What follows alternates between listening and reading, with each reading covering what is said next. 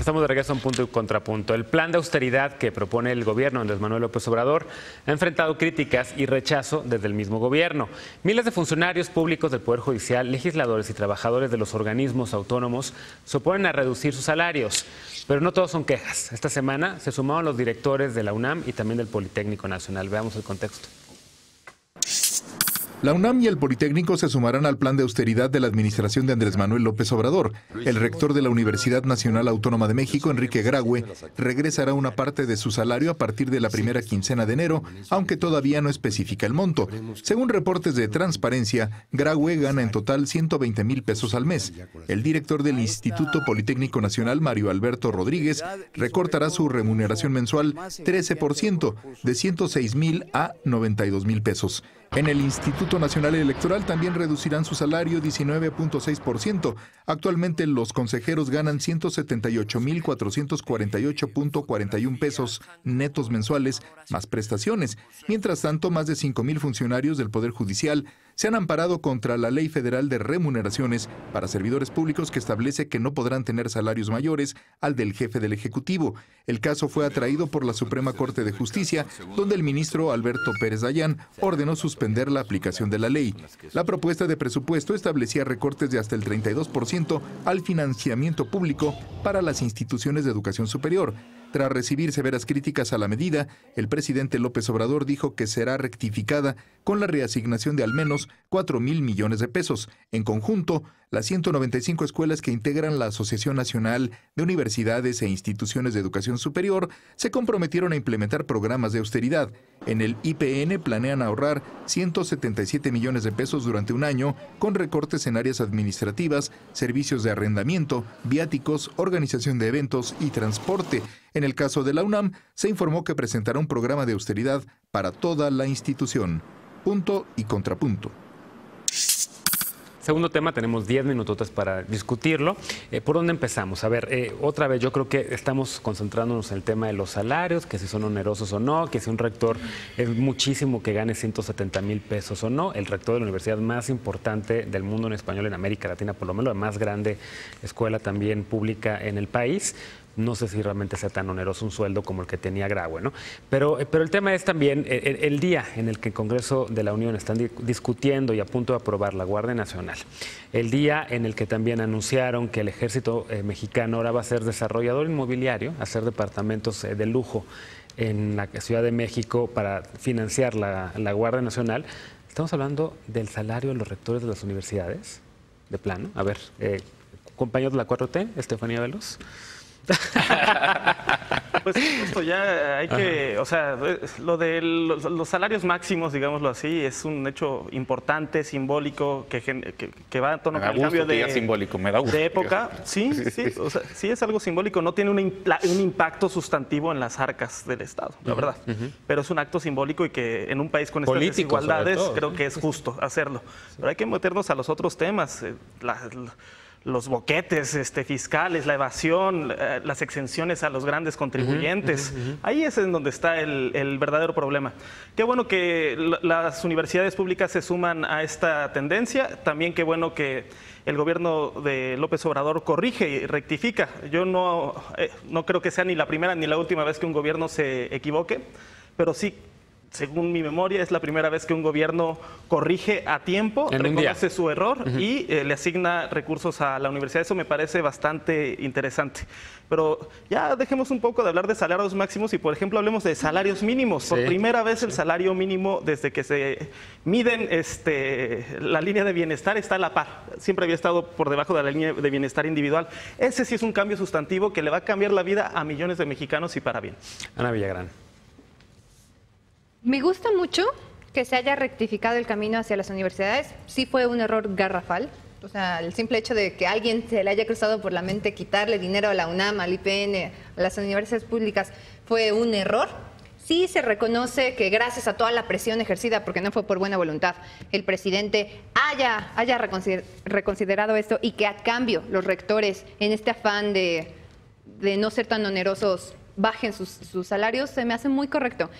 Pero también estamos dejando de lado el tema de la transparencia en las universidades. Creo que fue de lo más importante que podemos rescatar de todo este show. Rodrigo Miranda, tu compañero del PAN, puso unos tweets que aquí mis ojos criticó muchísimo en Twitter. Ahorita vamos a ver ese tema. Sí, creo que todos aquellos organismos que aún no son obligados a ser transparentes, como las universidades, tienen que empezar a hacerlo en este afán de mejorar las instituciones de la nación. Pero como tú bien lo mencionabas, a mí yo sigo pensando que el presidente gane 108,000 pesos al mes. Es incorrecto. Y si ese es el tabulador con el que nos van a tasar a todos, pues estamos mal. A ver, Estefanía Veloz. Bueno, yo quisiera hablar de lo que implica.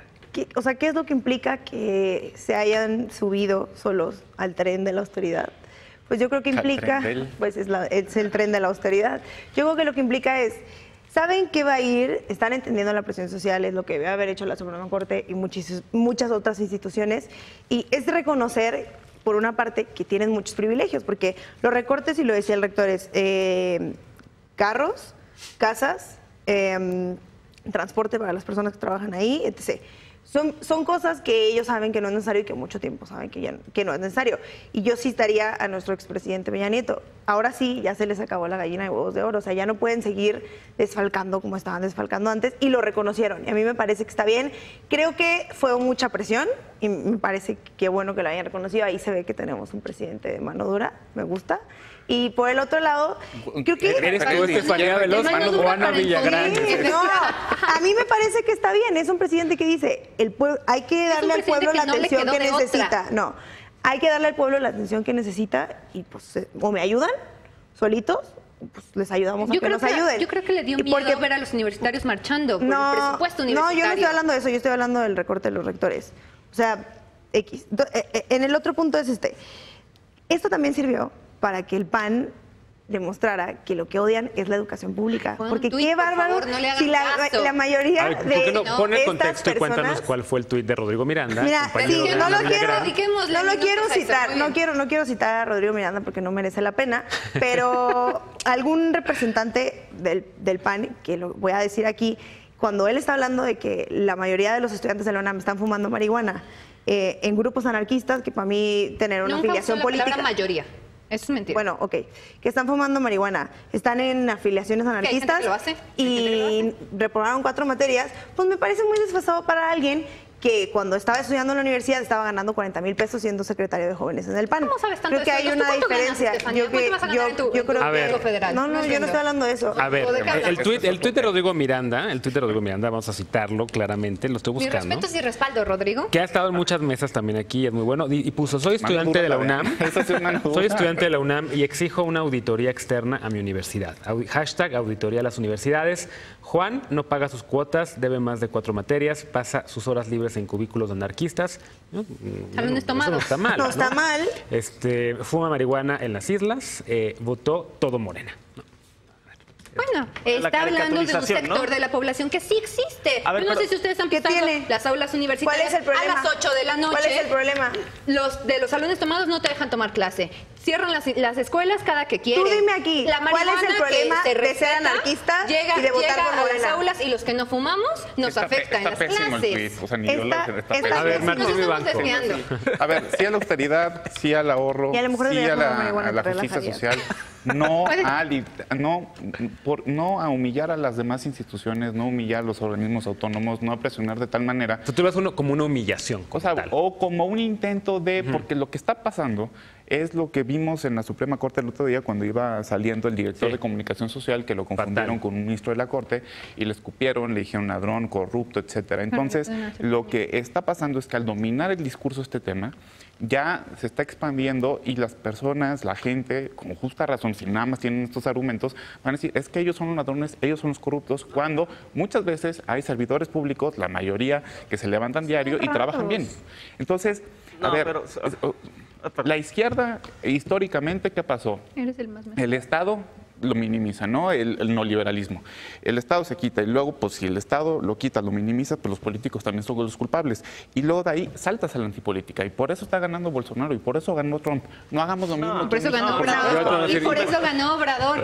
No, Obrador ganó porque tuvo un buen mensaje y porque robó demasiado. O sea, yo no estoy diciendo eso, pero la antipolítica es muy peligroso y lo que estamos viendo es que a todos los burócratas y a todos los políticos nos están tachando de corruptos, etcétera. ¿Qué tiene que ver eso con que estén tachando a todos los estudiantes de la educación pública de marihuana? Yo no estoy hablando, yo estoy hablando de los temas. Esa es la gente que vota por Morena. No, pero ahí sí hay una maniobra ahí como para responsabilizar a la exigencia de disminución de salarios de los actos violentos que hubo afuera de la Suprema Corte contra el director de comunicación social. Es que ya lo habíamos hablado, es tramposo ese argumento y te voy a explicar por qué. Porque entonces ya no vamos a tener que inhibir el debate y no mover ningún dedo porque podemos a ver, también hay que ver los trasfondos y quiénes fueron. A ver, está identificada las personas, hay que ver qué intereses hay ahí detrás. En el discurso. O sea, es lo único que, porque yo no estoy diciendo que el presidente lo haga, pero porque el presidente habla una hora y media. Exigir austeridad no es propiciar la violencia la gente lo que interpreta es distinto. O sea, nada más exigir austeridad y bajar las remuneraciones no es propiciar la violencia ni el choque entre poderes. Pero sí polariza. A ver, pero sí vimos un choque violento afuera de la Suprema Corte de Justicia que el presidente criticó, ¿no? El presidente yo no estoy hablando del presidente porque creo que el presidente comunica. Lo hizo bien. El cambio tiene que ser pacífico o no va a ser cambio. Pero también hay que ver quiénes eran. Los seguidores de López Obrador no son pacíficos. A ver, un minuto, último comentario. No, es la realidad. Es la realidad. No son pacíficos. No es violento. Claro que sí son muy pacíficos, un discurso violento es tachar al otro de que no eres pacífico y eres el rijoso y eres el violento. No puedo decir y llevan años tildándonos así. Y me parece que es un discurso violento discurso que ha servido para matar muchos estudiantes. Por cierto, un tema que quería discutir, Martín, es lo de la oposición, ¿no? Que va un poco por ahí. Y la verdad yo vi el spot de Acción Nacional, el reciente spot de Acción Nacional. No sabía si reírme, si vomitarme, si decir, ¿cómo diablos Acción Nacional ahora está diciendo que va a defender la libertad de expresión, que va a defender que no metan a la gente a la cárcel sin por el tema de prisión preventiva? ¿Cómo es cuando Acción Nacional, que empujó la militarización de este país con Felipe Calderón, ahora se ponen como los grandes cuidadores de todos estos temas, ¿no? Entonces, yo creo que Acción Nacional, ni el PRI, ni Movimiento Ciudadano, ni ningún otro partido ha encontrado todavía la manera en cómo criticar a la 4T. Exactamente. No, claro que sí, pero yo difiero, por supuesto. Acción Nacional ha defendido históricamente la libertad de expresión. Fue hasta que llegó el sexenio del 2000 que los ciudadanos y los medios de comunicación pudieron empezar a expresarse tal y como cual. Pregúntale a Carmen Aristegui, por ejemplo. Sí, bueno. No es que quiera coartar tu libertad de expresión, es nuestro querido productor Bernardo Enciso que nos está mandando a corte. Yo lo escucho por acá, aquí está la prueba. Hazlo y 12 años después pero nos manda a corte, vamos a una pausa. Regresando, vamos a hablar de Google, que tuvo en 2018 muchas búsquedas, incluido el proceso electoral, políticos, personajes y demás. Regresamos a Punto y Contrapunto.